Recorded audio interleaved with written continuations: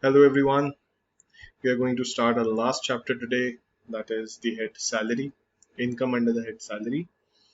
Uh, so this chapter is going to be a little bit different since due to lack of time I could not make the notes of this chapter. So we are going to study this chapter from one of the books that I refer to, which is from Dr. Yogendra Bangal. So I have the scanned copy of the notes in the books. So we are going to study through that, and it is also going to be beneficial for you, more beneficial to you, because this chapter is actually very it is spread out. Okay, it has got a lot of provisions and everything, but they have beautifully summarized it in such a manner that they have made categories of everything. So it becomes very easy for anyone to understand from the way they have presented this chapter. So I refer this book, I refer Taxman also for my studies and everything, for question answers. I refer three books. So this is the best one as far as the presentation is concerned. Okay, if you have to refer any law, if you have to understand law, this book has the best presentation. I refer other books because of the question and answers and also some clarity and examples that are there. So for that matter, I refer other books, but this one is a pure winner when it comes to presentation.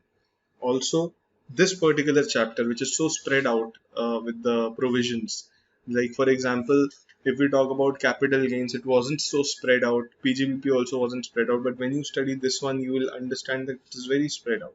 So they have, see, they cannot reduce the number of provisions. The provisions are going to be the same, but what they have done is they have compiled a few provisions and put them in a bucket so that it becomes easier for us to understand. Okay, so one more benefit that is going to be there with you in this particular notes is that you will get question and answers, and around 50 questions, descriptive ones, which will help you practice and which will also help you understand the concept. Okay, which is very important, and it is a little bit more tough compared to other chapters. Okay, what I'm thinking of doing right now is that I'm going to also send you the scanned copy of other chapters, the ones that I have right now, so that you'll get help in the question and answers. So some of you want to practice extra. So for those people who want to do something extra than ordinary, I'll send the scanned copy of these chapters, the ones that I already have. I'll send it to you so that you'll have at least 30 to 40 odd questions in each chapter. Okay, so you'll be able to practice it, not a problem. Okay, so we are going to start with the last chapter that we have left in our syllabus, and which is income under the head salaries. Okay, so let us start it. Oh, this is again going to the top. I don't know whether there's some bug in this application. Now it moves back to the one slide that was there. I don't know. I'll have to again start scrolling it. Yes, we are here. So we are going to talk about some of the basic concepts of this chapter, and then we'll move ahead, dive in. So salaries, income under the head salaries. So what all topics are we going to cover in this? First of all, we are going to talk about the basic concepts of salaries. When will this head be applicable? ठीक है ना? तो अभी तक हमने जितना भी पढ़ा है, in other chapters as well we have studied, we first talk about the scope of the chapter. So here we are going to first of all talk about the scope, like who all are going to come under this head, what incomes are going to come under this head, are there special type of persons who are going to come under this head that we can call employees. For example, again I'm repeating myself, in the head house property we went through the definition of house property, and only house property or the income from house property can be assessed under that particular head. So we studied the scope of that particular head. Similarly, we are going to understand what all incomes can be diverted or can be particularly charged under this particular head. Okay, we are going to talk about that. So we are going to talk about its scope, then taxability of allowances. See, अभी थोड़ा सा hint दे देता हूं मैं आपको basic concepts के बारे में. तो यहाँ पर हम बात करेंगे कि एम्प्लॉयर और एम्प्लॉय का रिलेशन होना बहुत इंपॉर्टेंट है. एम्प्लॉयर और एम्प्लॉय का रिलेशन होना बहुत इंपॉर्टेंट है. ओके, बहुत इंपॉर्टेंट क्या, this has to be there, only then you can charge a particular income under this head. ठीक है. अब सैलरी मिलती है, ठीक है, सैलरी आपको पता है it is a consideration for the work that you do. तो क्या सिर्फ सैलरी मिलती है या कुछ और भी मिलता है? सैलरी को basically we don't call salary salary, we call it basic salary. Okay, salary as as a gross, there are two concepts of salary. So there is this gross salary, and then when we divide, आपने कई बार देखा होगा, कई लोगों से अगर आपने बात की होगी, your brother sister working in good companies, big companies, या फिर some of your parents working there, तो आपने देखा होगा कि उनकी सैलरी होती है, for example per month salary 1 lakh रुपए है. तो ग्रॉस सैलरी उनसे पूछोगे तो आपको बोलेंगे कि 1 लाख रुपए सैलरी. आप बोलोगे इन हैंड कितना मिलता है, आपने सुना होगा इन हैंड कितना मिलेगा, इन हैंड कितना मिलेगा, तो बोलते हैं कि इन हैंड तो सिर्फ 70,000 ही मिलता है, समथिंग लाइक दैट. फिर अगर आप कभी गलती से आपने किसी की सैलरी शीट देखी हो, अगर आपने कभी किसी की सैलरी शीट देखी हो, तो उसमें आप देखेंगे the salary, gross salary has been divided into many components. The gross salary has been divided into many components, many different components, namely basic salary, and there are different kind of allowances. Now what are allowances? Allowances क्या होते हैं? Allowances कुछ नहीं होते, basically a monetary term which is given to you in some other name and for specific purpose only. ठीक है. अब जैसे बेसिक सैलरी है, तो बेसिक सैलरी तो आपकी जो आप जॉब कर रहे हो, जो आप सर्विसेज दे रहे हो अपनी कंपनी को, उसके लिए कंसिडरेशन मिल रहा है. कई बार क्या होता है, आपको मिलता है ट्रैवल अलाउंस. अगर आप कहीं और ट्रैवल करते हो, आपको बोलते हैं कंपनी वाले कि अगर आप जिस सिटी में आप, हमारा ऑफिस है, आप वहां काम करेंगे तो आपको फिर इतना ही सैलरी मिलेगा. लेकिन अगर आपको हमने ट्रैवल करने के लिए दिया कि आप, for example if I am working in Delhi, I use to go lot of out station audits. तो मैं आउट स्टेशन जब जाता था, so they used to say that whenever you are out of Delhi, we are going to give you a particular allowance for each day. For example, they will give me 500 rupees per day allowance, which is in addition to my basic salary. इस type से वो allowance देंगे मुझे travel allowance के नाम से. ठीक है. और 1000 रुपीज पर डे का अलाउंस मिल रहा है मुझे just because I am out of station. ठीक है. इसी टाइप से और भी बहुत सारे अलाउंस होते हैं. डियरनेस अलाउंस, डीए आपने सुना होगा, टीए डीए सबसे ज्यादा कॉमन अलाउंसेस हैं. तो ये अलाउंसेस आपको एक स्पेसिफिक पर्पस के लिए मिलते हैं. डियरनेस अलाउंस बेसिकली इन्फ्लेशन के लिए होता है. कई बार बेसिक सैलरी सेम रहती है लेकिन अलाउंसेस बढ़ते जाते हैं. एक होता है HRA, ये हम पढ़ेंगे HRA, हाउस रेंट अलाउंसेस. आप, मैं जैसे for example, I am living in Gwalior, I am a native of Gwalior, I moved to some other city where I do not have a home. Okay, if I move to some other city where I do not have a home, it is obvious that I am going to rent a place for myself. I am going to purchase, I am going to take a flat or take a room on rent, okay, in order to go do my job. तो जो employer होता है वो एक component of the salary आपके house rent के लिए आपको दे देता है. जैसे 1 लाख रुपए ग्रॉस सैलरी, तो उसमें से बेसिक का portion, you will surprise to know it is sometimes even less than half. कई बार हाफ से भी कम होता है वो, लेकिन लेट अस से 50,000 है. उन्होंने आपको ट्रैवल अलाउंस दे दिया 20,000 रुपए, उन्होंने आपको डियरनेस अलाउंस दे दिया 30,000 रुपीज, और लेट अस से 20,000 रुपीज, और आपको हाउस रेंट अलाउंस दे दिया 10,000 रुपीज. तो ऐसे करके आपकी ग्रॉस सैलरी कितनी हो गई, सॉरी, आपकी ग्रॉस सैलरी 1 लाख रुपीज हो गई. Now what is the significance of this allowances, और ये अलग से क्यों दिए जाते हैं? क्वेश्चन तो यही आ रहा है ना. आप सैलरी है, आप उसको किसी भी नाम से बुला लो, है तो सैलरी, लेकिन क्या इसे अलग अलग नाम से डिफरेंशिएट करने का या डिवाइड करने का कोई सिग्निफिकेंस है? आर वी और is the individual getting any benefit? So this is the question that comes up, okay, जिसका हमें आंसर करना है. तो ये बात हुई सर. अब आगे चलते हैं. तो मैं अभी, हम इस सब के बारे में we are going to talk about everything. ठीक है, डिटेल में बात करेंगे, बट मैं आपको एक ओवरव्यू दे रहा हूँ चैप्टर का, so that there is a curiosity developed in you right now, so that you look for answers when we study. ठीक है ना. नहीं तो ऐसे मैं बताता जाऊंगा प्लेनली, तो फिर अभी जैसे अलाउंसेस में डिवाइड किया, तो क्यों डिवाइड किया भाई अलाउंसेस में? मैं आपको हिंट दे देता हूं, कुछ एग्जेम्पशंस मिलेंगे, कुछ एग्जेम्पशंस मिलेंगे। मतलब ये बोला जाएगा अगर हाउस रेंट अलाउंस इतना है तो उस पर टैक्स नहीं लगाएंगे।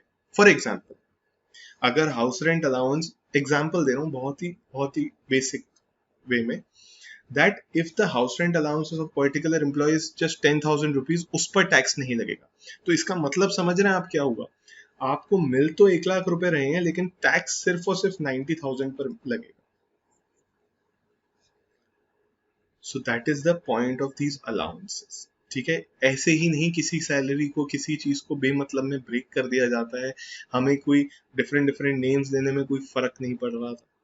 ठीक है, there was a reason, there is a reason to differentiate these these expenses or the salary into different points. Okay, चलिए आगे आते हैं। नेक्स्ट क्या है, अच्छा देखिए, अब मेरी बात सुनिए, अभी मैंने आपको थोड़ी सी हिंट दे दी, now let us read it again. Taxability of allowances. तो हम बात करेंगे कि क्या सारे अलाउंसेस, अलाउंसेस तो बहुत टाइप के मिलते हैं, लेकिन क्या सारे अलाउंसेस टैक्सेबल होते हैं या किस एक्सटेंट तक टैक्सेबल होते हैं। समझ में आई बात, क्या सारे अलाउंसेस टैक्सेबल होते हैं, और होते भी हैं तो किस एक्सटेंट तक टैक्सेबल होते हैं, ये बातें हम करेंगे।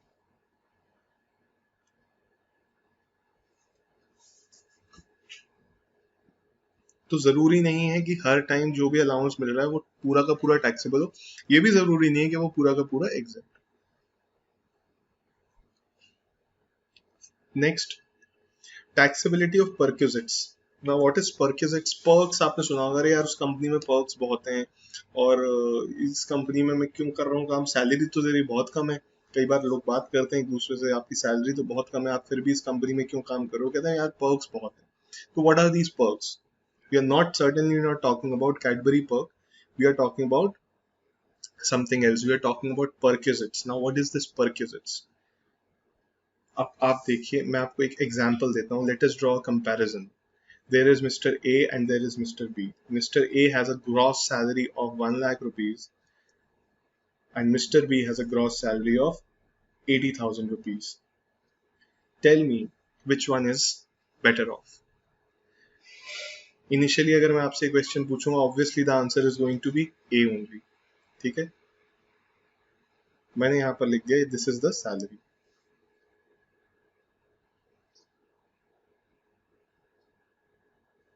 Now I am going to give you some other information. Some other information is mister B is getting a free house for living. Company ने उन्हें अकोमोडेशन प्रोवाइड किया हुआ है जिसकी मार्केट वैल्यू, अगर ये मार्केट में फ्लैट लेने जाते, जिस लेवल का फ्लैट कंपनी ने उन्हें दिया हुआ है उसकी वैल्यू आती 30,000 रुपीज पर मंथ। कंपनी क्या 30,000 रुपीज इन्हें दे रही है? नहीं दे रही। कंपनी क्या कर रही है, कंपनी ने इतने का एक इन्हें घर रहने के लिए दे दिया है, फ्री में, फ्री में दे दिया। ठीक है, दूसरी बात, इन्हें कार मिली हुई है विथ ड्राइवर। इन्हें कार मिली हुई है विथ ड्राइवर। उसके बाद और क्या है सर, और क्या है इसके अलावा भी कुछ? इन्होंने इनका मेडिकल इंश्योरेंस और लाइफ इंश्योरेंस करा रखा है, एंड लाइफ इंश्योरेंस करा रखा है कंपनी। कार और ड्राइवर जो दिया उसकी मंथली अगर आप कॉस्ट निकालेंगे तो वो 40,000 होगी।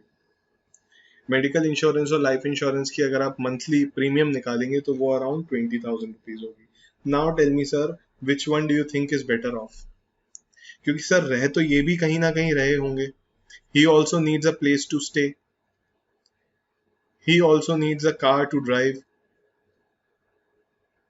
ही also needs medical and health insurance. Difference ये है कि ये जो सब कराएंगे और ये जो खर्चा होगा ये सारा इस सैलरी में से होगा।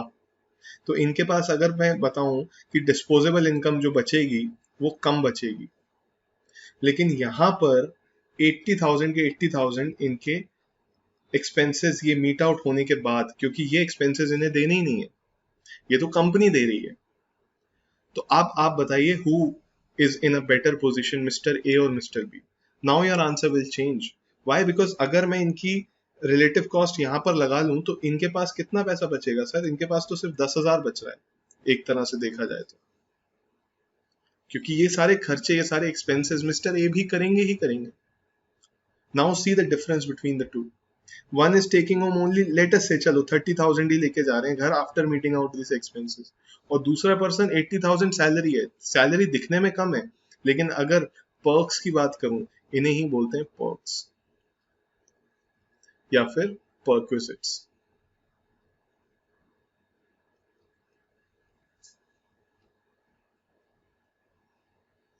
आप किसी भी गवर्नमेंट एम्प्लॉय को देखेंगे, जैसे जजेस होते हैं या फिर for example even your MPs MLAs वगैरह, you talk about the prime minister और the president of the country, their salary is very less. I tell you the salary is very less. Okay, but if you go with the perks, उन्हें मतलब उनकी salary पूरी उनके pocket में जाती है. They don't have to spend anything.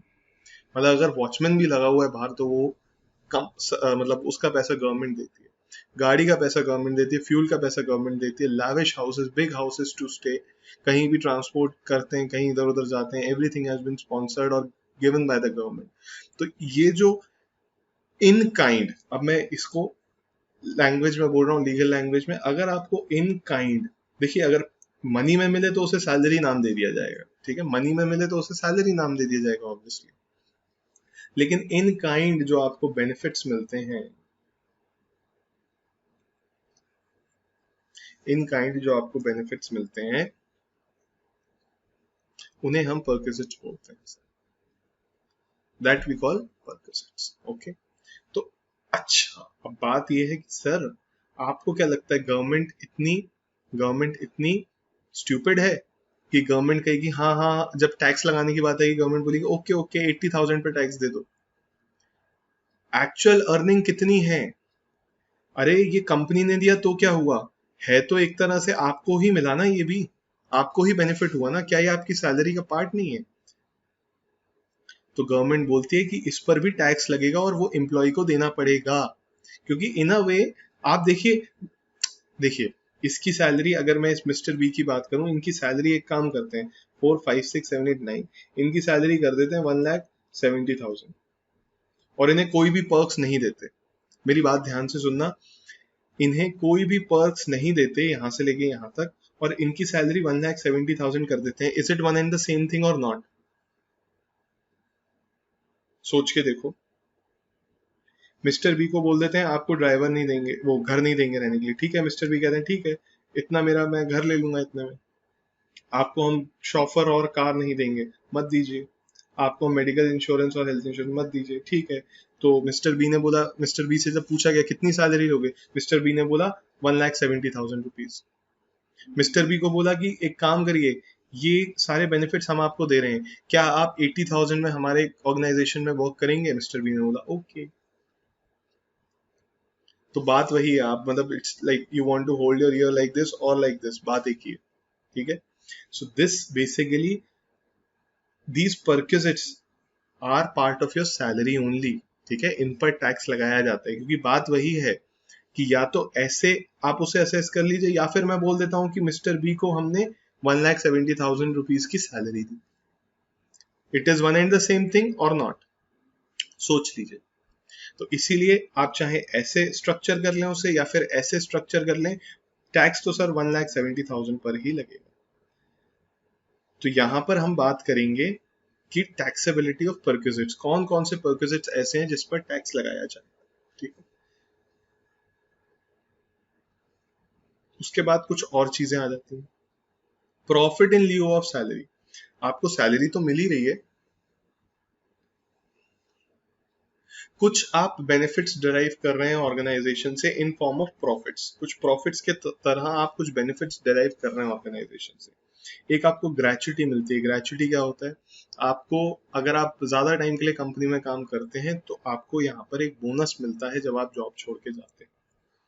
Earned leave salary. Earned leave salary क्या होती है? ये सारे टर्म्स के बाद के बारे में डिटेल में डिस्कशन होगा, अभी बस ओवरव्यू चल रहा है. अर्न लीव सैलरी क्या होती है? किसी भी गवर्नमेंट एम्प्लॉय हो गया या कई बार कंपनीज में भी ऐसा होता है कि आपको एक पर्टिकुलर ईयर में फॉर एग्जाम्पल 20 लीव्स या 30 लीव्स अलाउड होती हैं लेना, इन्हें आप बोलते हैं पेड लीव्स, ठीक है। ये आपको अलाउड होते हैं कि इतनी लीव्स आप ले सकते हैं। एक एम्प्लॉय है, उसको जरूरत, जिसको जरूरत पड़ती है वो लीव ले लेता है। जैसे पेड लीव्स का मतलब ये है, मान लीजिए आपने एक साल में आपके 230 डेज या 200 डेज वर्किंग थे, ठीक है, 200 डेज वर्किंग थे। अब 200 डेज अगर आप आ गए तब भी आपको 200 दिन पूरे की सैलरी मिलेगी, फुल ईयर की सैलरी मिलेगी। और अगर आप मान लीजिए 180 डेज आए तब भी आपको फुल ईयर की सैलरी मिलेगी। क्यों?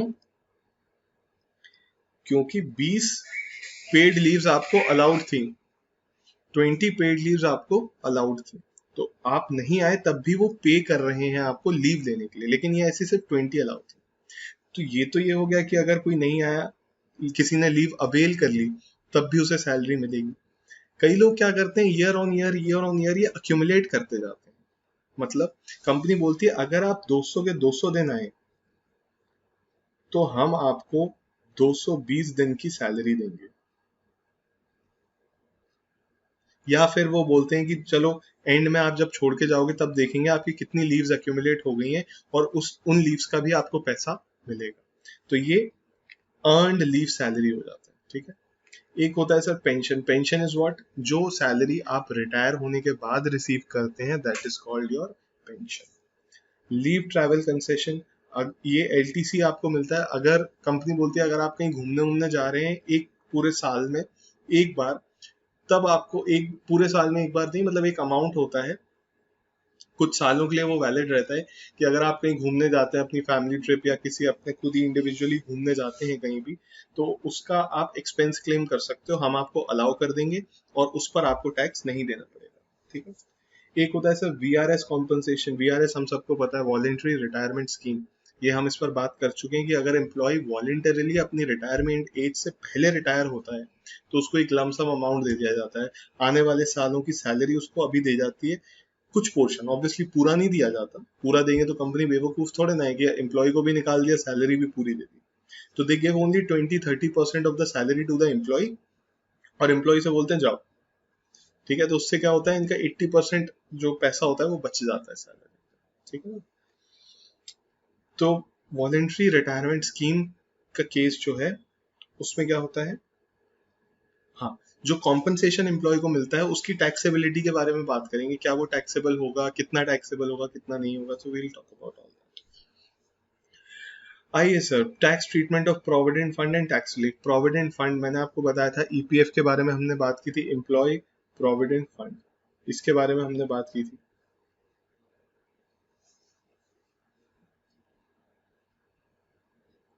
एम्प्लॉय प्रोविडेंट फंड के बारे में हमने बात की थी कि एक स्टैट्यूटरी डिडक्शन है। स्टैट्यूटरी मतलब गवर्नमेंट ने लॉ बनाया है कि इतना परसेंट, आपका 10% या 11% of your salary will be deducted, deduct होगी ही होगी। एम्प्लॉयर उसे डिडक्ट कर लेगा और उसे आपके नाम पर आपके अकाउंट में एम्प्लॉय प्रोविडेंट फंड में डिपॉजिट कर देगा। अब वो डिपॉजिट कर देगा तो 5 साल बाद अगर आप जॉब छोड़ते हैं, जाते हैं, या डिपॉजिट रहने दीजिए, 5 साल बाद अगर आप पैसे को विड्रॉ करते हैं तो वो एग्जेम्प्ट हो जाएगा। 5 साल से पहले विड्रॉ कर लेते हैं तो वो एज टैक्सेबल हो जाएगा। ये गवर्नमेंट की एक सेविंग स्कीम है ताकि आप अपना पैसा उस स्कीम में डिपॉजिट रखें और आपकी सेविंग्स हो पाए, इन्वेस्टमेंट हो पाए किसी ना किसी तरीके से, ठीक है। उसके बाद देखते हैं मिसलेनियस, सॉरी, उसके बाद miscellaneous illustration, this is nothing, और कुछ टैक्स रिलीफ भी होंगे जिसके बारे में हम बात करेंगे, ठीक है।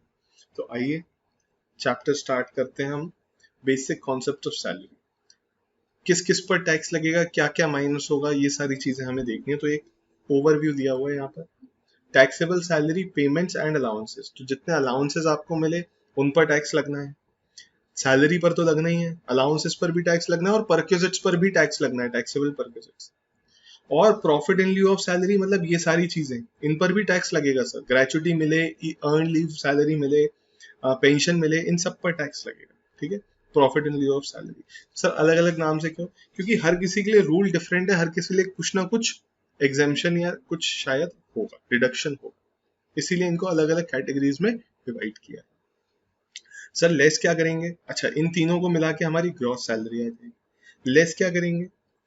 अच्छा, आप कह रहे हो, अभी मैंने आपसे बात की थी कि अलाउंसेस में कुछ डिडक्शंस होते हैं, तो ये डिडक्शंस कहाँ हैं?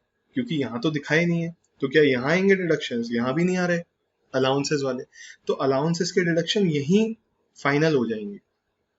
मतलब अगर आप लिखोगे कि 40,000 का अलाउंस मिला, तो आपको वही माइनस कर देना है कि ये 10,000 रुपए का इसमें डिडक्शन दिया हुआ है, तो फाइनल अलाउंस जो कि जिस पर टैक्स लगेगा वो कितना है? 30,000।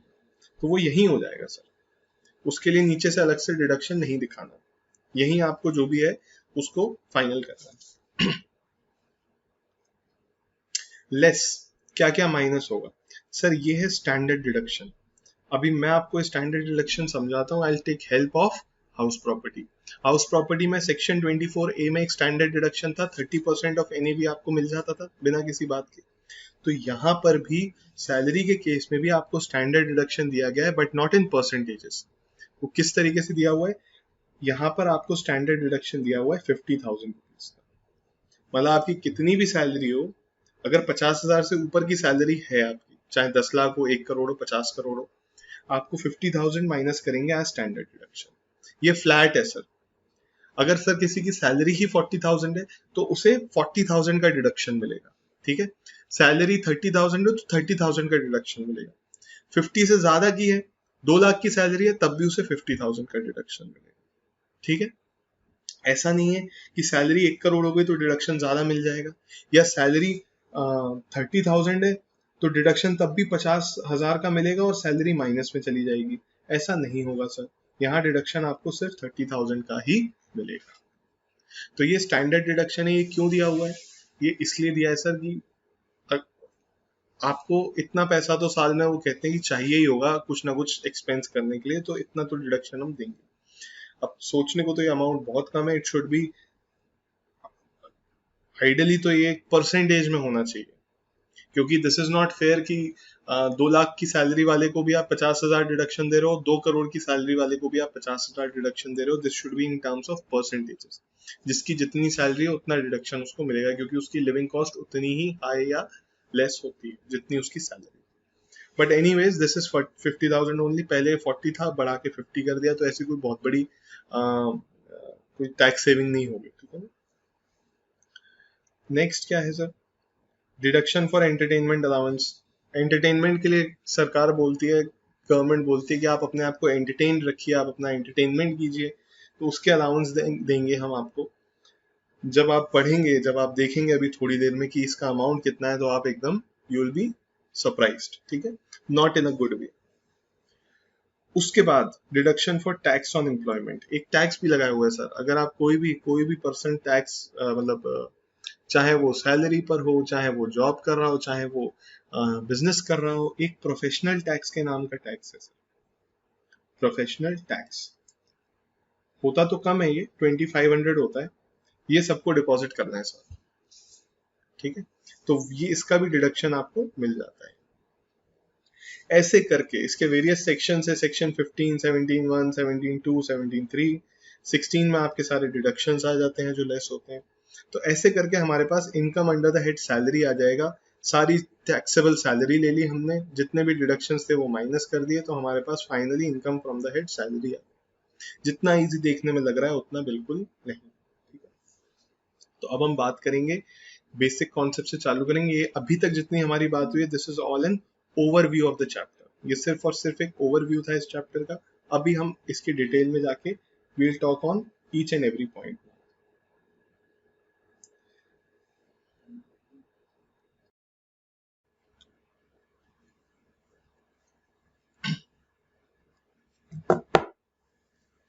So now we are going to see what are the conditions that are required for any income to be assessed under the head salaries. Okay, so one by one we'll go through the conditions. First of all, there should be a contract of service. आपके employer और employ के बीच में एक contract होना चाहिए service का, ठीक है, जिसे हम एम्प्लॉयमेंट कॉन्ट्रैक्ट बोलते हैं, ठीक है। सबसे ज्यादा जरूरी वो है। अगर वो नहीं है आपके बीच में, तो फिर आप आपकी इनकम जो है वो सैलरी हेड में असेस नहीं होगी। अब मैं आपको एक एग्जांपल देता हूँ छोटा सा। I was working in PwC, okay. PwC hire people in two ways, okay, two kind of ways. पहला तो वो एक एम्प्लॉय को हायर करते हैं, मैं सीए की बात कर रहा हूँ, ठीक है। अगर पीडब्ल्यूसी को एक चार्टर्ड अकाउंटेंट हायर करना है, so they will hire an employ, जैसे अपने वो पेरोल पर लेकर आएंगे। दूसरा तरीका उनका ये है कि वो एक कंसल्टेंट हायर करते हैं, दोनों के बीच पीडब्ल्यूसी का दोनों से कॉन्ट्रैक्ट होता है, लेकिन दोनों के कॉन्ट्रैक्ट के टर्म्स एंड कंडीशंस अलग होते हैं। यहाँ पर जो कॉन्ट्रैक्ट होता है वो कॉन्ट्रैक्ट ऑफ एम्प्लॉयमेंट होता है, और यहाँ पर जो कॉन्ट्रैक्ट होता है वो अलग तरीके का होता है, वो फॉर अ कंसल्टेंट होता है, ठीक है। बात वही है, काम वही है, सब कुछ वही है, everything is the same, just the nature of employment or the nature of contract is different. Here there is a contract of employee and here there is a contract of consultant. अभी मैं आपको ये बोल रहा हूं, तो अब मैं आपसे एक क्वेश्चन पूछ रहा हूं, हम टीडीएस पढ़ चुके हैं, इस एम्प्लॉय का टीडीएस किस सेक्शन में डिडक्ट होगा? 192A, section 192। अगर इस कंसल्टेंट की बात करूं तो इस कंसल्टेंट को उन्होंने एज अ प्रोफेशनल हायर किया है, इसका टीडीएस किस सेक्शन में डिडक्ट होगा? 194J, ठीक है। ये एम्प्लॉय जब अपना रिटर्न फाइल करेगा तब अपनी इनकम किस हेड में दिखाएगा? ये दिखाएगा इनकम फ्रॉम सैलरी, और ये कंसल्टेंट जब अपनी इनकम दिखाएगा, ये अपनी इनकम दिखाएगा income under the head PGBP, because this person is working as a professional, ठीक है। तो यहां पर कॉन्ट्रैक्ट कैसा है ये इंपॉर्टेंट है। Contract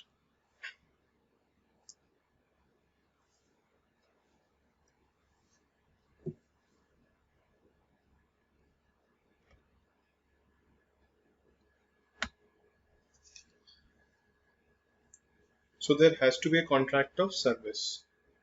After that, next, relationship of master and servant. So there, मतलब बेसिकली पढ़ने में लगेगा ये क्या बोल रहे हैं, बट इसका मतलब क्या है, जो एम्प्लॉयर है उसका डायरेक्ट सुपरविजन और कंट्रोल होना चाहिए आपके वर्क के ऊपर। जब एज अ कंसल्टेंट आप काम करते हैं तो आपके वर्क, आप एक कंसल्टेंसी प्रोवाइड कर रहे हैं, आपने जो बोल दिया वो आपने, अगर किसी ने आपसे पूछा इस पर हमें ओपिनियन चाहिए या फिर आप ये काम करके दीजिए, तो आप वो करके दे देते हैं। देयर इज नो सुपरविजन और there is no going back to that kind of a work. लेकिन एम्प्लॉय के केस में क्या होता है, डायरेक्ट सुपरविजन चल रहा है एम्प्लॉयर का, वो बता रहा है बार बार एम्प्लॉय को कि आपको ये करना है, वो करना है, and then he supervising the work also, ठीक है। तो उस टाइप का रिलेशन भी होना चाहिए। सिर्फ नाम दे दिया कि हाँ भाई ये एम्प्लॉय है और कॉन्ट्रैक्ट ऑफ एम्प्लॉयमेंट हुआ है, that is not necessary. Not a principal agent relationship, principal agent वाला रिलेशनशिप नहीं होना चाहिए। मतलब the agent is free to carry out instructions given by the principal in his own manner. Agent क्या होता है, प्रिंसिपल ने उसको इंस्ट्रक्शन दिया कि आपको ये काम करना है, तो अब वो काम करना है, ये इंस्ट्रक्शन उसे प्रिंसिपल ने दिया है, लेकिन वो काम कैसे करना है ये एजेंट के ऊपर होता है। जो प्रिंसिपल और एजेंट का रिलेशन होता है, मैं उसकी बात कर रहा हूँ, ठीक है। तो ये बोल रहे हैं कि प्रिंसिपल और एजेंट वाला रिलेशनशिप नहीं होना चाहिए, क्योंकि आपके एम्प्लॉयर ने जो काम आपको बोला है और जिस तरीके से बोल रहा है, आपको उसे वैसे ही करना पड़ेगा। You can not do it in your own manner, ठीक है ना। उन्होंने बोला कुछ और आपने कर कुछ दिया, दिस कैन नॉट हैपन।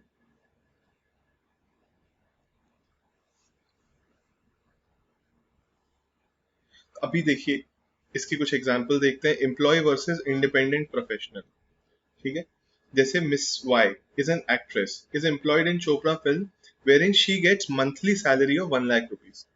आप देखिएगा डिफरेंस देखिएगा, उन्हें 1 लाख रुपीज की मंथली सैलरी मिल रही है, ठीक है। She acts in various films and all producers pay directly to Chopra films, ठीक है। तो मतलब किसी एक फिल्म प्रोडक्शन ऑफिस ने, प्रोडक्शन हाउस ने एक एक्टर या एक्ट्रेस को एम्प्लॉय कर लिया कि आप हमारे पेरोल पर हैं, हम आपको इतनी सैलरी देंगे मंथली। अब जितनी भी फिल्म्स में वो काम करती हैं उसका पेमेंट डायरेक्टली प्रोडक्शन हाउस को मिलता है, और प्रोडक्शन हाउस उन्हें पास ऑन नहीं करता, वो उन्हें सैलरी बेसिस पे रखा हुआ है, ठीक है ना, एक्टर या एक्ट्रेसेस को। अब काम किसी दिन मूवी होगी, तब भी वो अगर 50 करोड़ की कोई मूवी करी तो भी वो 1 लाख रुपीज ही सैलरी देंगे उसे, जो एक्ट्रेस है। और अगर कोई मूवी नहीं है तब भी वो 1 लाख रुपीज सैलरी देंगे। Here the remuneration received by Miss Chopra from is constitutes her salary. तो वो ये क्या रिलेशन हो गया, ये सैलरी वाला रिलेशन हो गया, एम्प्लॉयर एम्प्लॉय वाला रिलेशन हो गया. इन केस इसे थोड़े सिचुएशन को करते हैं change. In case Miss White does not get monthly remuneration from Chopra Films but received from different producers as it does not constitute income from salary. अब क्या हुआ इस कॉन्ट्रैक्ट में, क्या होगा इस केस में, उन्हें मंथली सैलरी नहीं मिल रही. जैसे जैसे उनके पास मूवीज आ रही हैं वो मूवीज में एक्ट करती हैं और उनको हर अलग अलग मूवी का अलग अलग रेम्यूनरेशन मिलता है. तो ये कोई एम्प्लॉयर एम्प्लॉय वाला रिलेशन नहीं है, ये एक तरह से आप ऐसा प्रोफेशनल वर्क कर रहे हो. तो अब इससे जो इनकम आएगी वो आपके किस हेड में जाएगी, पीजीबीपी हेड में जाएगी. देखिए आपको लगेगा सर बात तो यही है, मतलब आप सोचेंगे कि सर एक्टिंग ही तो हो रही है इन दोनों केसेस में, कर तो एक्टिंग ही रही है वो पर्टिकुलर एक्ट्रेस. तो हमें ये नहीं देखना काम क्या हो रहा है, हमें ये देखना है कि क्या रिलेशन है. इतना आपको समझ आ गया होगा कि अब जैसे फॉर एग्जांपल मैं पीडब्ल्यूसी की बात करूं, पीडब्ल्यूसी के बाद आई वर्क फॉर मैंने जीटी, आपने नाम सुना हो शायद इस फर्म का, grand Thornton. Grand Thornton firm है. दिस इज बिग 5 बोलते हैं इसे, बिग 4 के बाद यही आती है. मैंने इनके लिए कॉन्ट्रैक्चुअल बेसिस पर 2 मंथ्स का एक कॉन्ट्रैक्ट किया था इनके साथ. सिर्फ 2 महीने का एक असाइनमेंट था.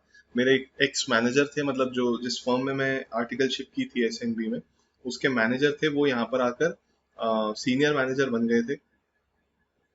तो उन्होंने एकदम मतलब he asked me to work on this assignment, so I did it. तो पीडब्ल्यूसी में आई वाज एन एम्प्लॉय.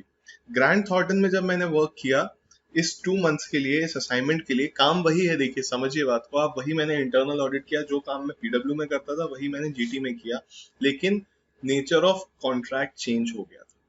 यहाँ पर मैं एज अ कंसल्टेंट वर्क कर रहा था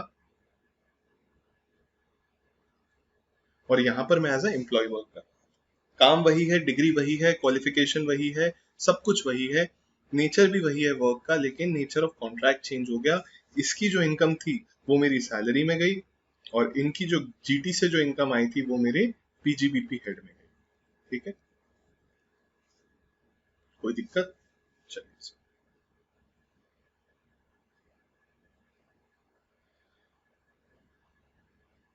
अभी थोड़े से और एक दो एग्जांपल्स और कर लेते हैं आपको समझ आने के लिए. Paper setter invigilator are not employee. जैसे इन्विजिलेटर होते हैं, आप कॉपीज चेक वगैरह कराते हैं, जो भी ऑर्गेनाइजेशंस होती हैं, इंस्टीट्यूट्स, यूनिवर्सिटीज, कॉलेजेस, ये सब कॉपीज चेक कराते हैं. तो अभी कॉपीज चेक कराते हैं तो इस केस में क्या होता है, जो कॉपीज चेक कर रहे हैं इन्विजिलेटर वगैरह, वो क्या एम्प्लॉय होते हैं? वो एम्प्लॉय नहीं होते. उनका एक उनको कोई मंथली सैलरी नहीं मिलती. वो किस बेसिस पर होता है कि आपने जितनी कॉपीज चेक की, आपको हर कॉपी के लिए will pay you 1000 rupees, 2000 rupees, 100 rupees, 200 rupees, what ever the case में भी. ठीक है, तो उस केस में क्या होता है, these are not employees, these are what, these are people who are working on uh,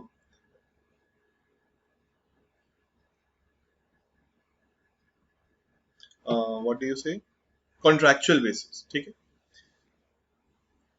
If an individual is working as a school as a teacher and gets the remuneration for the same, हाँ, लेकिन अगर ये यही लोग, ये जो paper settler या invigilator हैं, ये उसी इंस्टीट्यूट में एज अ टीचर भी वर्क कर रहे हैं, तब तो इनके एम्प्लॉयमेंट कॉन्ट्रैक्ट में लिखा हुआ है कि भाई आपको टीचिंग करनी है प्लस आपको क्या करना है, टीचिंग करनी है प्लस आपको कॉपीज चेक करनी है. तो फिर वो ये कॉपीज चेक का जो रेम्यूनरेशन है वो भी income under the head salary में चला जाएगा. लेकिन अगर ये कोई और बाहर के लोग हैं जिनको आपने स्पेशली बुलाया है चेकिंग करने के लिए, अदर पीपल हैं जो आपके ऑर्गेनाइजेशन में टीचर नहीं है, तो उस केस में इनकी इनकम पीजीबीपी में जाएगी. ठीक है.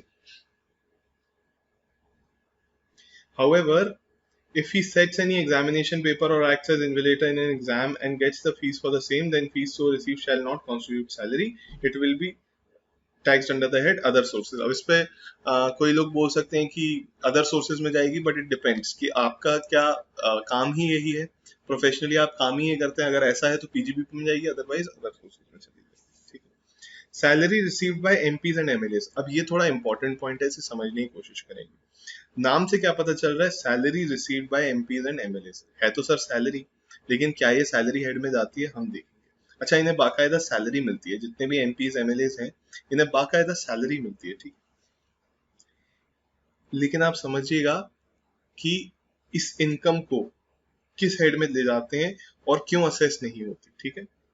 MPs and MLAs are elected representatives and not the government employees. मिलती तो सैलरी, एक फिक्स्ड रेम्युनरेशन मिलता है हर महीने, एक फिक्स्ड अमाउंट मिलता है फॉर एवरी मंथ, लेकिन ये लोग जो होते हैं ये इलेक्टेड रिप्रेजेंटेटिव्स होते हैं, ये लोग इलेक्टेड रिप्रेजेंटेटिव्स होते हैं, ये इलेक्ट होकर आए होते हैं, these are not permanent employees of the government. तो इस केस में इनकी जो सैलरी है वो अदर सोर्सेज में जाती है।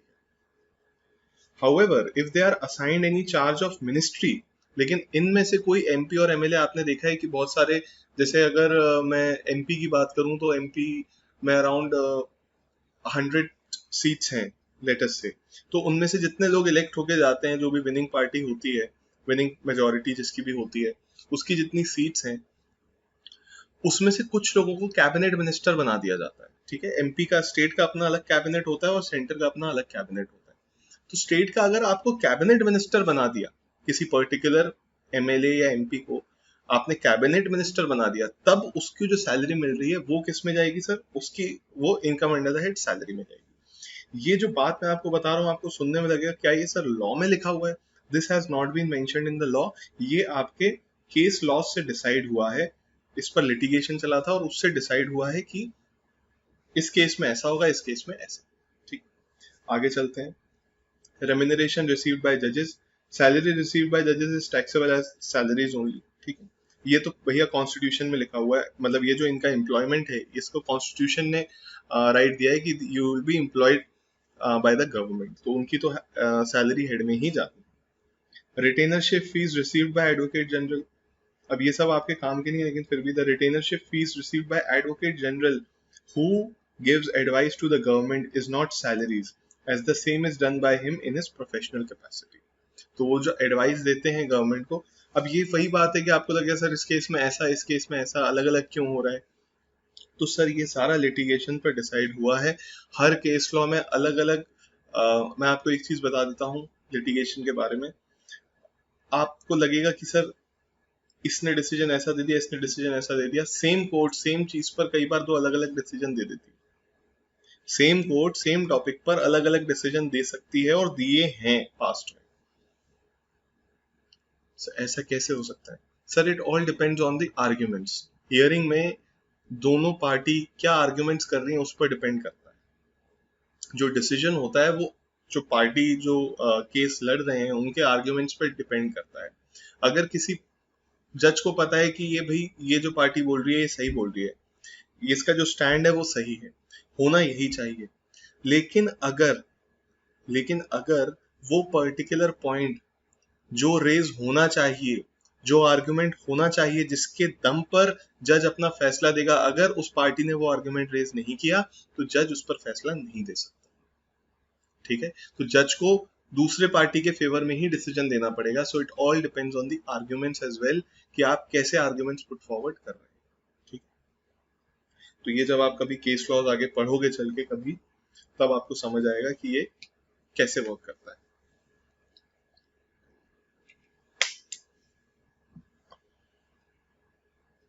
चलिए सर आगे आ जाते हैं। Basis of charge of salaries, salary को कैसे कब टैक्स किया जाता है, salary is taxable on due basis, ठीक है। आपकी सर आप 12 months you worked in a particular company, आपकी 7 मंथ्स की सैलरी तो मिल गई, 5 मंथ्स की सैलरी अभी नहीं मिली, आप जब अपना रिटर्न भरने जाएंगे तब आप कितने मंथ्स की सैलरी दिखाएंगे, 1 लाख रुपए सैलरी है सर पर मंथ, आप कितने मंथ्स की सैलरी दिखाएंगे, कितनी सैलरी दिखाएंगे आप 12 लाख रुपीज दिखाएंगे, भले ही मिली हो या नहीं मिली हो, because salary is taxable on due basis. खत्म बात, सिंपल बात है। आगे चलते हैं। Advance salary taxable on receipt basis, अगर एडवांस सैलरी मिली है तो वो रिसीट बेसिस पे टैक्सेबल हो जाएगी, मतलब आप ये देख समझिए कि अगर मैंने 2019-20 में कहीं वर्क किया, ठीक है, मुझे 12 मंथ्स की सैलरी मिलनी थी, लेकिन मुझे वहां पर मैंने बोला कि आप मुझे 2021 की भी 3 मंथ्स की सैलरी अभी दे दीजिए, क्योंकि मुझे कुछ रिक्वायरमेंट है, मुझे एक पर्टिकुलर घर परचेज करना था, तो उसका डाउन पेमेंट करना है मुझे, तो मुझे अभी फंड्स की रिक्वायरमेंट है, तो मैं आपसे लोन नहीं मांग रहा हूँ। एम्प्लॉयर से हमने बोला कि मैं आपसे लोन नहीं मांग रहा हूँ, मैं आपकी सैलरी एडवांस में मांग रहा हूँ अगले 3 महीने। तो आपको 1920 में कितनी सैलरी मिलेगी? 15 मंथ्स की सैलरी मिल गई। अब टैक्स किस पे लगाएंगे? अभी अभी बोला कि ड्यू बेसिस पे लगता है, तो this salary is due also plus received also. ये ड्यू हो गई थी इस साल में और रिसीव भी हो गई है, तो इस पर तो टैक्स लगेगा। ये जो सैलरी है 3 मंथ्स की, ये ड्यू तो नहीं हुई लेकिन रिसीव हो गई है, क्या इस पर भी टैक्स लगा देंगे? यस। क्यों लगा देंगे? क्योंकि इसने बोला एडवांस सैलरी भी, एडवांस सैलरी रिसीट बेसिस पे टैक्सेबल हो जाती है।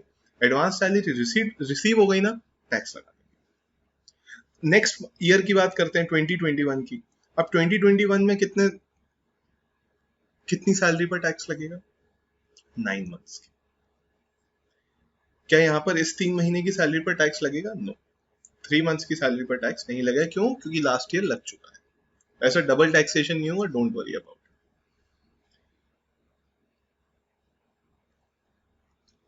Arrears of salary taxable on receipt basis. आइए एक चीज और बताता हूँ। एक एम्प्लॉय है, वो ऑर्गेनाइजेशन में काम कर रहे हैं 2005 से, ठीक है, 2005 से लेके 2010 तक वो वर्क कर रहे हैं। 2010 में जाके क्या हुआ, गवर्नमेंट ने एक ऑर्डर पास किया। आपने सुना होगा न्यूज में, पे कमीशन वगैरह इस टाइप के ऑर्डर पास करती है गवर्नमेंट, और गवर्नमेंट कहती है इन सारे एम्प्लॉयज की जो सैलरी है उसे रेट्रोस्पेक्टिव बेसिस पर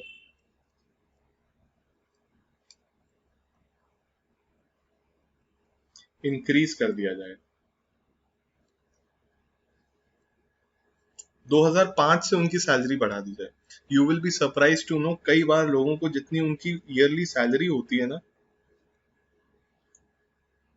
उससे ज्यादा के अरियर्स मिल जाते हैं। अच्छा, अरियर्स क्या होते हैं? अब होता क्या है दोस्तों, जैसे मान लीजिए इस पर्सन की पूरी ईयरली सैलरी है 12 लाख रुपीज, ठीक है, तो 2010-11 में उन्हें कितनी सैलरी मिलेगी? 12 लाख सैलरी मिलेगी। लेकिन क्योंकि आज इस साल एक ऑर्डर पास हुआ है, ध्यान से सुनना मेरी बात को, कि इन इस पर्टिकुलर पर्सन की सैलरी 2005 से लेके 2010 तक इंक्रीज कर दी जाए, तो गवर्नमेंट ने इंक्रीज कर दी। उनकी ऑर्गेनाइजेशन ने कैलकुलेशन किया कि अगर आपकी 2005 में सैलरी आपकी कितनी थी? 80,000 थी। गवर्नमेंट ने बोला उसे 90 कर दो, तो 90 कर दी, तो 2005-6 में आपकी टोटल सैलरी कितनी बढ़ गई? 1,20,000 रुपए बढ़ गई। ये 1,20,000 आपको कहाँ मिल जाएंगे? 2010-11 में मिल जाएंगे, ठीक है। यहाँ पर 12 के साथ ये ऐड हो जाएगा 1.2 लाख। ऐसे ही 2006-7 का जो इंक्रीज सैलरी होगी वो भी यहाँ आपको मिल जाएगी। तो ये तो आपकी नॉर्मल सैलरी है। ये जो सैलरी पिछले सालों की मिल रही है, प्रीवियस ईयर्स की सैलरी जो आपको मिल रही है करेंट ईयर में, जो कि उस समय ड्यू नहीं थी, आप ध्यान दीजिएगा। उस समय आप बोलोगे सर इसको तो 2005-6 में टैक्स लगाओ, तो दोस्त 2005-6 में ये ड्यू नहीं थी ना, आपने इस पर टैक्स भरा है, तो टैक्स तो आपको अब भरना पड़ेगा, ठीक है।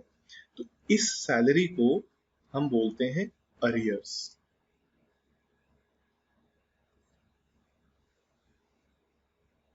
और ये भी दोस्तों रिसीट बेसिस पर टैक्सेबल होती है।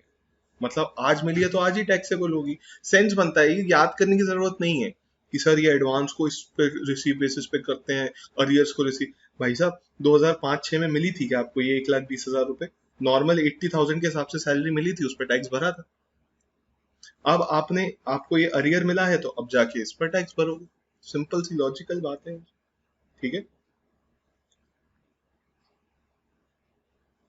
आइए अगला पॉइंट क्या बोल रहे हैं। Advance salary not to be taxed again on due basis, वो तो मैंने आपको बताया ही। एडवांस मिल गया था सैलरी का, 3 महीने का एडवांस ले लिया था 1920 में, सैलरी थी 2021 की, हमने एडवांस में ले ली, तो आपने यहाँ टैक्स पे कर दिया। अब दोबारा से उसको ड्यू बेसिस पर आप बोलोगे नहीं 3 महीने की तो इस साल ड्यू हुई है, अरे होने दो, हम उसको रिसीट बेसिस पे पहले टैक्स कर चुके हैं, it will not be taxed again, तो ये भी लिखा हुआ है, ठीक है। Salary received by a partner और a firm to be taxed under PGBP, तो ये हम पढ़ चुके हैं। अगर किसी पार्टनर को सैलरी, बोनस, कमीशन, इस टाइप का कुछ भी मिलता है अपनी पार्टनरशिप फर्म से, तो उस पर टैक्स किस हेड में लगता है सर? पीजीबीपी में लगता है, ना कि सैलरी या फिर अदर सोर्सेज में। This we have already studied in the chapter of PGBP, right? तो ये यहाँ पर भी आ गया, दोनों साथ में आ गया। आइए सर, सैलरी में क्या क्या इंक्लूड होता है?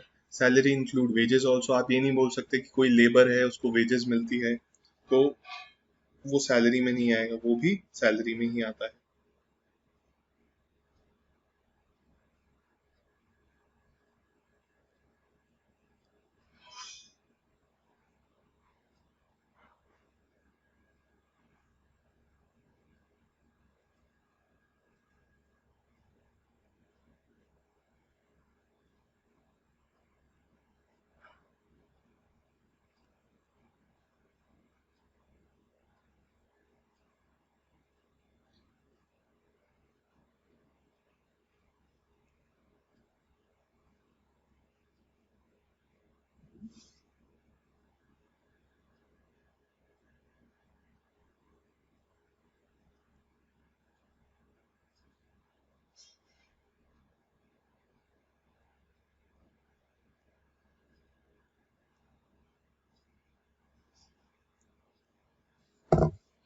सैलरी क्या क्या इंक्लूड करती है? वेजेस, अगर आपको पेंशन मिलती है तो वो भी सैलरी मानी जाती है। एन्युटी मिलती है, एनुअल पेमेंट्स कुछ मिलते हैं आपके एम्प्लॉयर से, तो वो भी सैलरी में ही आता है। ग्रेचुटी भी सैलरी में आता है। कोई भी fees, commission, perquisite, profit in लिeu of salary, ये सब भी सैलरी में आता है। एडवांस ऑफ सैलरी भी सैलरी माना जाता है, ठीक है। Payment received by an employee in respect of any period of leave not availed by him, ये आपकी लीव वाली सैलरी हो गई,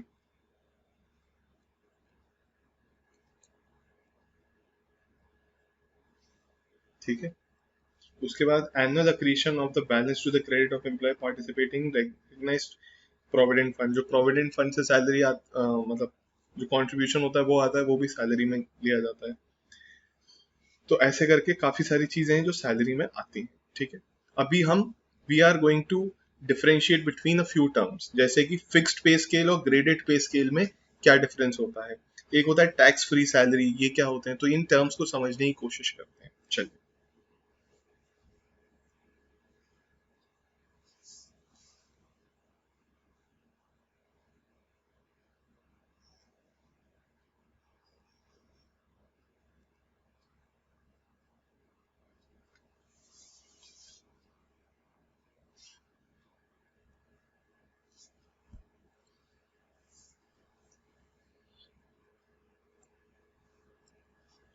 फिक्स पे स्केल, ग्रेडेड पे स्केल। फिक्स पे स्केल में क्या होता है? Employees receive a certain fixed amount of salary for a specified period, but in graded पे स्केल में क्या होता है? उन्हें एक एनुअल इंक्रीमेंट मिलता है उनकी सैलरी पर, on the basis of the grade he is placed, ठीक है। तो उनको एक एनुअल इंक्रीमेंट मिलता है। अब आपको समझ में आएगा कि एग्जाम्पल के थ्रू समझने की कोशिश करेंगे कि क्या बोलना चाह रहे हैं। A joins a job in the grade of 20,000, ये ग्रेड है, अब इसको समझने की कोशिश करेंगे। ये देखिए, ये लिखा हुआ है 20,500 डैश 500, फिर 25,000 डैश 1000 डैश 40,000 डैश 1500 डैश 60,000। अभी कहोगे सर हम तो कॉमर्स लिया था हमने, ये कहाँ साइंस कहाँ से आ गया, ऐसा लग रहा है कुछ पता नहीं कोई कोड वोड है ये, ठीक है ना। आप लोग तो वैसे ही नालायक हो, एकदम गिव अप कर देते हो कोई भी चीज पढ़ी तुरंत, एकदम विदाउट एनी ट्राई। देखो सोच के देखो क्या कह रहे हैं, क्या लग रहा है आपको? इंक्रीमेंट की बात हो रही है, ठीक है, और ग्रेड की बात हो रही है। एक ग्रेड से इस ग्रेड पे, फिर इस ग्रेड से इस ग्रेड पे, फिर इस ग्रेड से इस ग्रेड पे, तो ग्रेड्स की बात हो रही है और इंक्रीमेंट की बात हो रही है। 20,000 से सैलरी स्टार्ट होगी, एनुअल इंक्रीमेंट होगा 500 रुपए का, 500 रुपीज का एनुअल इंक्रीमेंट होगा। कब तक? जब तक सैलरी 25,000 ना पहुंच जाए।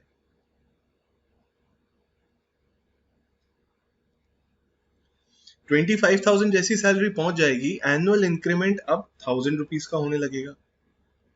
और ये एनुअल इंक्रीमेंट 1,000 का कब तक चलता रहेगा? साल दर साल, साल दर साल इंक्रीज होता जाएगा, इंक्रीज होता है, इंक्रीज होता है। कब तक? जब तक सैलरी 40,000 ना हो जाए।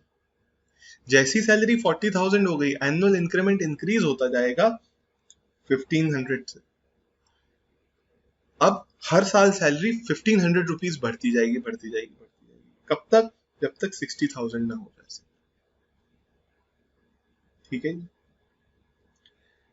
On 1/7/2007, this means his salary will be 20,000 per month from July 2007 onwards. He will get annual increment of 500 with effect from 1/7/2008, क्योंकि 2007 में उन्होंने ज्वाइन किया है। तो पहला इंक्रीमेंट कब मिलेगा उन्हें? पहला इंक्रीमेंट मिलेगा 1/7/2008 में। एक साल बाद पहला इंक्रीमेंट मिलेगा। उनकी सैलरी जो कि 20,000 थी, वो बढ़ जाएगी 500 रुपए से। अब उनको मंथली जो सैलरी है वो कितनी मिलने लगेगी? 20,500। उसके बाद जब 20,500 सैलरी है, अगले साल तक 20,500 सैलरी मिलती रहेगी, मिलती रहेगी, मिलती रहेगी। फिर 500 रुपीज और इंक्रीज हो जाएगा। अब कितनी हो जाएगी? 21,000 रुपीज। अब पर मंथ सैलरी 21,000 मिलती रहेगी। ठीक है। Therefore, he will get annual increment of 1,000 with effect from 1/7/2007 till his salary becomes 40,000। तो ये इसने आपको मतलब समझा दिया। ठीक है। अब आपको क्या करना है? आपको उसकी 18-19 की सैलरी निकालनी है कि कितनी होगी उसकी सैलरी 18-19 की। 18-19 में देखना पड़ेगा कि भाई सैलरी कहाँ तक पहुंची। तो ये आप देख लेंगे। For the month of April में जून उसकी सैलरी हो जाएगी 25,000 इंटू 3, 3 महीने की सैलरी 25,000। और 25,000 पर पहुंचने के बाद उसका इंक्रीमेंट कितना होगा? 1,000 रुपीज का। तो अगले 9 मंथ्स के लिए उसकी सैलरी 26,000 हो जाएगी। तो ऐसे करके आपने उसकी 18-19 की सैलरी निकाल ली और टोटल ही आ गया। अब सर 25 पे कैसे पहुंचे? सर कैलकुलेशन कर लीजिएगा कि 18-19 में उसकी सैलरी कहाँ तक पहुंच गई होगी। अभी मैं कराऊंगा, इट्स इज वेरी सिंपल, कुछ नहीं है इसमें, आप करके देख लीजिए, डाउट हो तो पूछ लीजिए। ठीक है। ईयर ऑन ईयर बेसिस पे आपको देखना पड़ेगा कि किस साल में उसकी कितनी सैलरी। आइए नेक्स्ट देखते हैं टैक्स फ्री सैलरी क्या होता है। It means employer takes the burden of tax which is to be paid to the on the salary of the employee. Sir आप किसी कंपनी में गए, आपने बोला, कंपनी वालों ने पूछा आपको कितने का पैकेज चाहिए। आपने बोला मुझे पैकेज चाहिए 11 लाख रुपीस का। कंपनी वालों ने बोला हम तो 10 लाख देंगे। आपने बोला मैं ओके हूं 10 लाख रुपए में, आई नीड 10 लाख ओनली। लेकिन the problem is 11 lakh rupees पर अराउंड 1 लाख कुछ का टैक्स लग जाएगा। और मेरे पास डिस्पोजेबल इनकम या फिर इन हैंड जो इनकम बचेगी वो 10 लाख ही बचेगी। तो I want 10 lakh only, but I am not ready to bear this tax, और मुझे टैक्स भरना पड़ेगा। तो इसलिए इसे और इसको ऐड करके मुझे 11 लाख चाहिए। तो जो आपके एम्प्लॉयर था उन्होंने बोला ठीक है, एक काम करते हैं, आपकी सैलरी 10 लाख ही है, आपका जो टैक्स का अमाउंट है ना, टैक्स का बर्डन है, वो हम पे कर देंगे, आपका टैक्स हम पे कर देंगे 1 लाख रुपए का। तो employee was more than happy, क्योंकि एम्प्लॉय को 11 लाख रुपए नहीं चाहिए थे, एम्प्लॉय को 10 लाख ही चाहिए थे। बाकी एम्प्लॉय चाह रहा था कि 1 लाख रुपए का बर्डन उस पर ना आए। ठीक है। तो इस टाइप का कोई कॉन्ट्रैक्ट हो गया, और हो सकता है सर आपके एम्प्लॉयर ने एग्री कर दिया तो कोई दिक्कत नहीं। इस केस में होता क्या है सर? आपको क्या लगता है इस केस में क्या होगा? जब एम्प्लॉय की सैलरी कितनी मानी जाएगी? तो इसे बोलते हैं सर टैक्स फ्री सैलरी। इस पर टैक्स नहीं देना एम्प्लॉय को इस केस में, लेकिन सैलरी मानी कितनी जाएगी एम्प्लॉय की?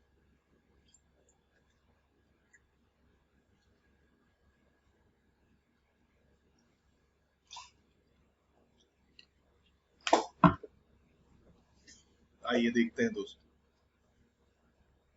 Therefore, in such a case, taxable salary of the employee shall include the tax paid by the employer on his behalf. Sir, employee की जो सैलरी है वो 11 लाख ही मानी जाएगी. जितना एम्प्लॉयर ने टैक्स भरा है उसकी सैलरी में ऐड हो जाएगा. क्यों हो जाएगा? सर, इसे माना जाएगा कि ये एक परक्विजिट है. और मैंने आपको बताया था परक्विजिट ऐड हो जाती है सैलरी में. आपको बोला कि आपको हम गाड़ी देंगे, ड्राइवर देंगे, आपको घर रहने के लिए बंगला देंगे. तो ये सारी जो चीजें होती हैं इन काइंड में आपको बेनिफिट्स मिलते हैं कुछ, तो इन्हें सैलरी में ऐड कर दिया जाता है. Simple as that. तो ये आपके बिहाफ पर टैक्स पे करना is also a benefit which has been given to you in kind. ये पैसा आपको, अब देखो ना, आप समझो बात को, आपको 11 लाख रुपए दे दें या फिर 10 लाख की टैक्सेबल वो टैक्स फ्री सैलरी दे दें, बात तो एक ही है. इस केस में एम्प्लॉय की सैलरी कितनी आती जब वो रिटर्न भरता है? 11 लाख रुपए. इस केस में कितनी आ रही है? वैसे तो 10 लाख आ रही है, लेकिन लॉ ने क्या बोला कि आपका जो 1 लाख रुपए एम्प्लॉयर टैक्स भर रहा है वो भी आपकी सैलरी में इंक्लूड होगा. आपकी सैलरी 11 लाख. दोनों चीजें सेम है, आप समझने की कोशिश करो. दोनों चीजें सेम है, वो बस घुमाने की बात है. जैसे मैंने आपको परक्विजिट्स के केस में एग्जांपल देके बताया था, बंगलो दे दिया, कार दे दी, ड्राइवर दे दिया, और ये सारी चीजें दे दी. आपको समझ आई बात? तो टैक्स फ्री सैलरी के केस में जो टैक्स होता है वो सैलरी में ऐड हो जाता है और उसे ही ग्रॉस सैलरी माना जाता है.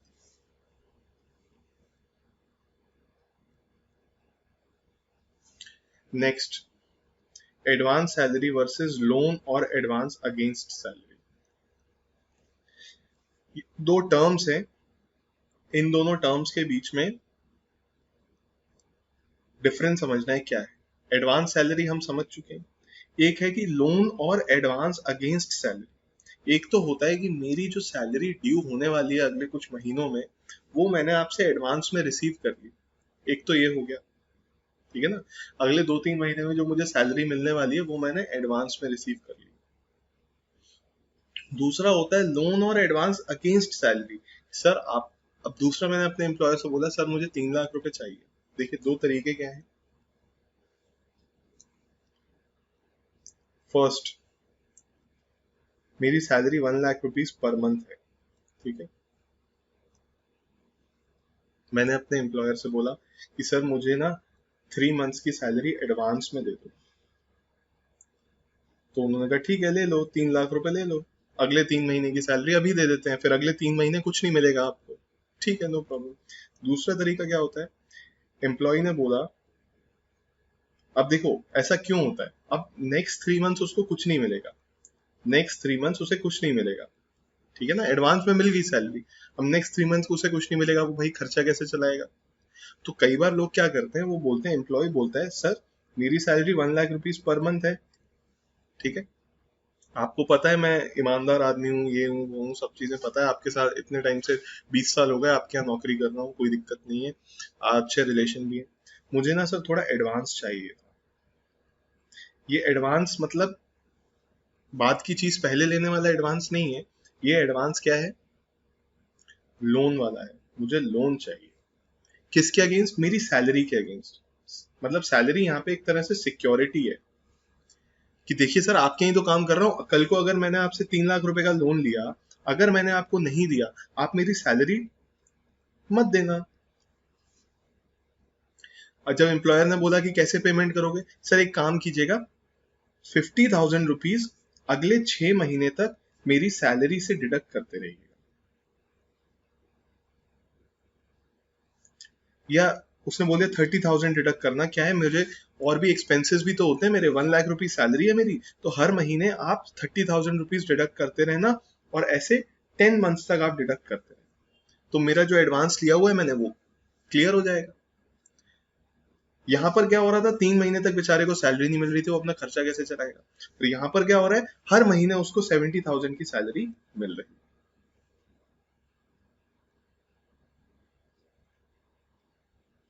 करेक्ट.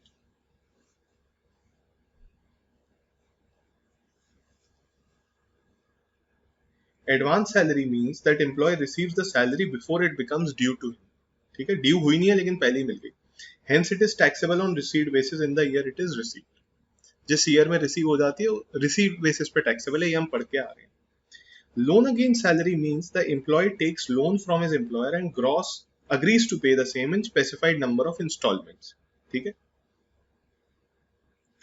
तो advance against salary means employ takes advance against his salary. ठीक है. Thus while advance salary is taxable, loan और advanced against salary is not taxable. Sir इस पर कोई टैक्स नहीं लगेगा, ये जैसे बैंक से लोन लिया होता है ना, ये वैसा वाला लोन लिया हुआ है मैंने, इस पर टैक्स नहीं लगेगा क्योंकि मैं ये वापस कर दूंगा. ठीक है.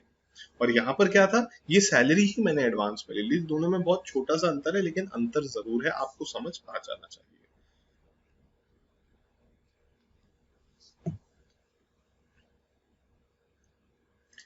अगला पॉइंट है फोरगोइंग ऑफ सैलरी या सरेंडर. मैंने सरेंडर कर दी अपनी सैलरी, वो सैलरी दे रहे थे मुझे, मैंने सरेंडर कर दी.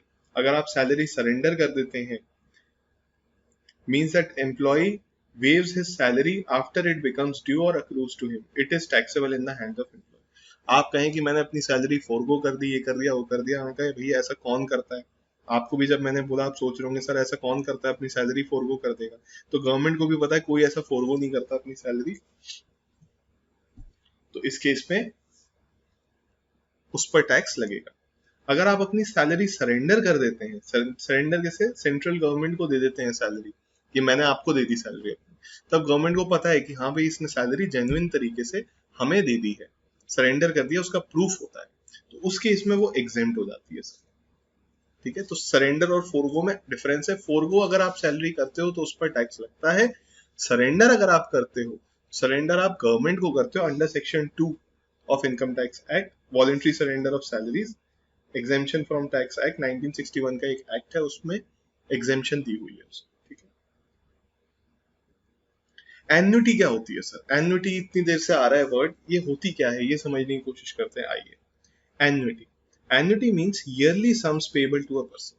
एनुअल, एन्युटी से मतलब एनुअल. ठीक. ईयरली सम्स मिलते हैं आपको. It may be receive from the present employer और पास्ट एम्प्लॉयर और a person other than employer. Annuity आपको कहीं से भी मिल सकती है सर. हो सकता है आपका जो एम्प्लॉयर हो वो बोलता है कि मैं आपको सैलरी दूंगा और पर मंथ की सैलरी होगी और ईयरली आपको एक अमाउंट मिलेगा, हर साल आपको एक अमाउंट दिया करूंगा साल के एंड पर.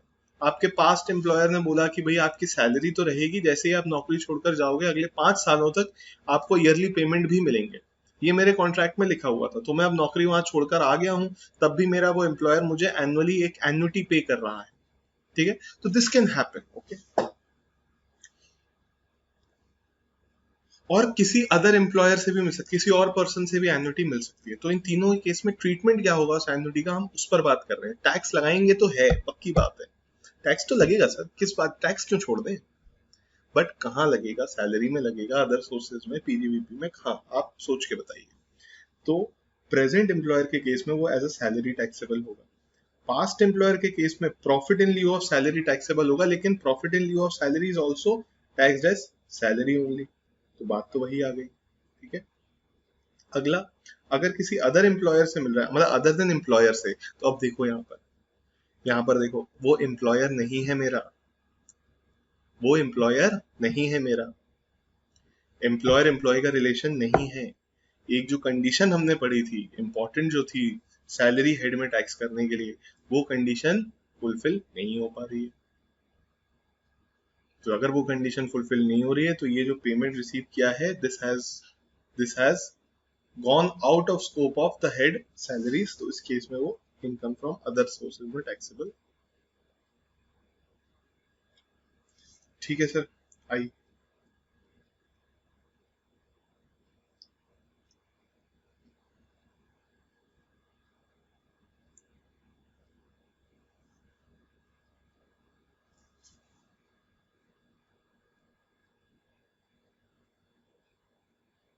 अभी इसमें हम सारी चीजें नहीं करेंगे बिकॉज ऑब्वियसली इस बुक में कुछ ज्यादा ही दिया हुआ है information which is not there in your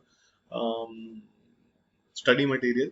तो हम कुछ कुछ पार्ट स्किप करते जाएंगे. तो डू नॉट थिंक दैट ये सर ने पढ़ाया नहीं, ये तो इम्पोर्टेंट था. अभी जो मैंने आपको पार्ट्स पढ़ाए हैं ये भी आपके मटेरियल में नहीं दिए हुए हैं, लेकिन कॉन्सेप्ट वाइज ये इंपॉर्टेंट थे, थोड़ा आपको समझ आना चाहिए. That is why I have made you study all these things. Otherwise this is also not there in your syllabus.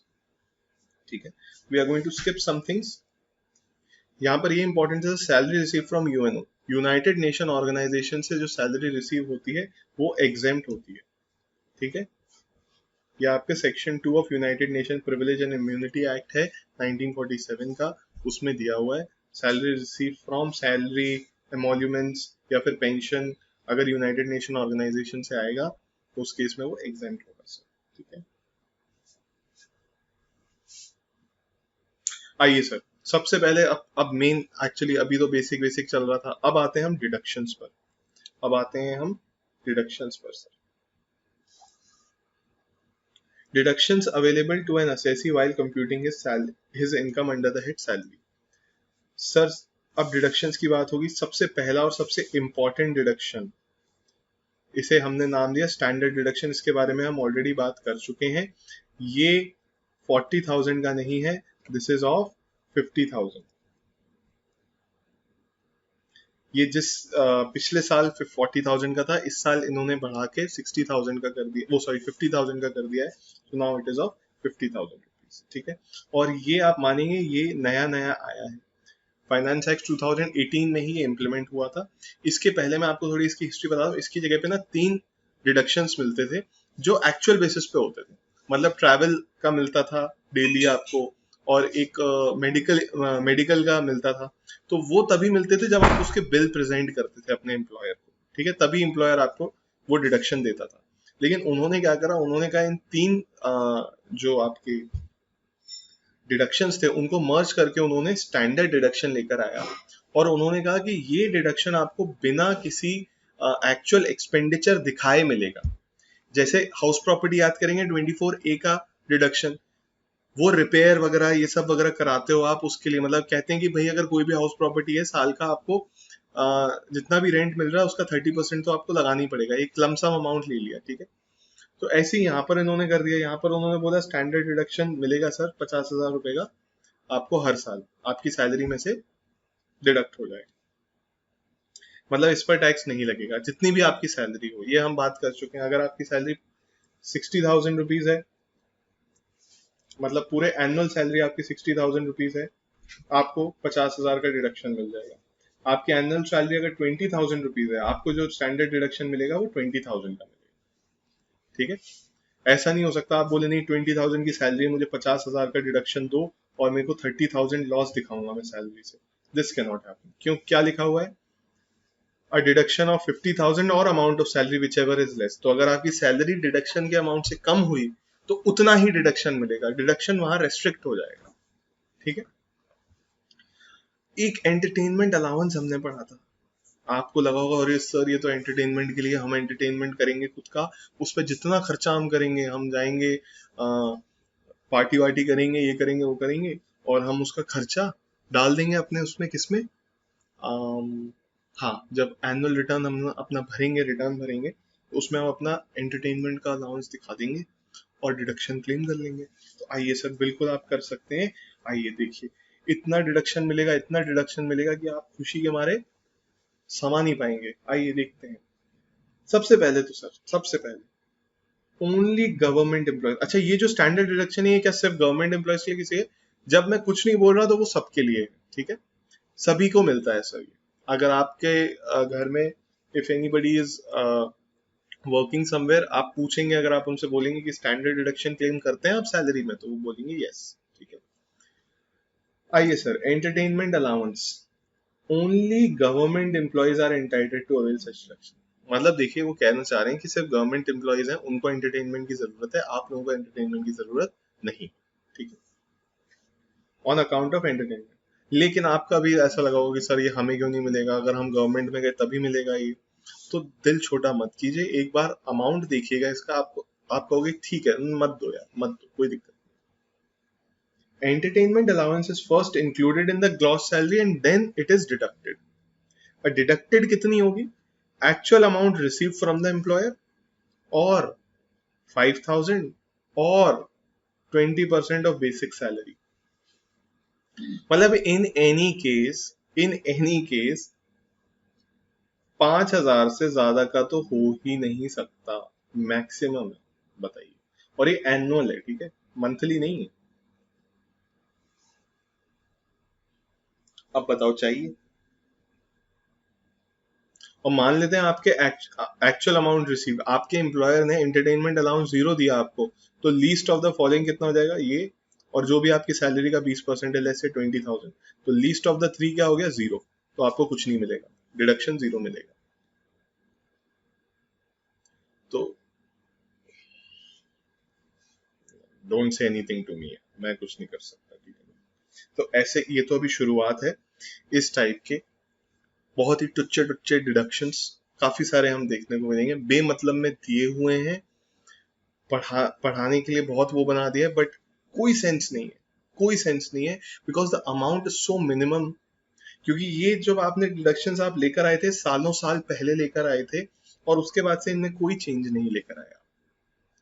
मिलना चाहिए, इंटेंशन सही है इन डिडक्शंस को लेने का, मिलने का, सब कुछ ठीक है, लेकिन अमाउंट भी तो आप उस हिसाब से इंक्रीज कीजिए।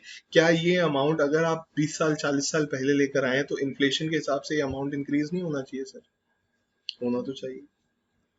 This has been made constant, अभी तक वो वैसे का वैसे ही चल रहा है। एम्प्लॉयमेंट टैक्स, एक टैक्स में बोला प्रोफेशनल टैक्स लगता है, उसका डिडक्शन आपको मिलेगा। मैंने कहा था ये टैक्स आप पे करेंगे उसका डिडक्शन मिल जाएगा। This can not exceed 2500 rupees per annum. तो ये जो प्रोफेशनल टैक्स, इसे पीटी बोलते हैं, ये सैलरी पीपल भी देते हैं और बिजनेस पीपल भी देते हैं, दोनों लोग देते हैं।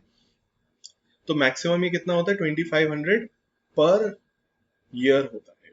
तो वो अगर आप पे करेंगे, और आपको पे करना कंपलसरी ही है, तो आपको वो डिडक्शन के लिए मिल जाएगा। हो सकता है कई लोगों की सैलरी के हिसाब से अमाउंट 2000 ही बने, कई लोगों की सैलरी के हिसाब से अमाउंट 700 ही बने, तो हो सकता है कम ज्यादा भी हो ये अमाउंट, तो जैसा भी होता है उस हिसाब से डिडक्शन आपको मिल जाए। तो एक एग्जाम्पल है, ये एग्जाम्पल प्लीज आप कर लें, एग्जाम्पल्स करते हुए चलें सर, ठीक है, एग्जाम्पल्स करते हुए चलें। और ये फैक्टर इन कर लें कि ये डिडक्शन जो है ये 50,000 हो चुका है, बहुत ध्यान से, ठीक, 50,000 कर दिया। अब आ जाते हैं important topic, taxability of allowances. तो जो हमने हेडिंग्स पढ़ी थी ना स्टार्टिंग ऑफ द चैप्टर में, वही हेडिंग्स के बारे में अब धीरे धीरे हम we are going to take up each headings और इसे पढ़ेंगे, ठीक है। तो आज हम टैक्सेबिलिटी ऑफ अलाउंसेस की अभी बात करना स्टार्ट करने वाले हैं।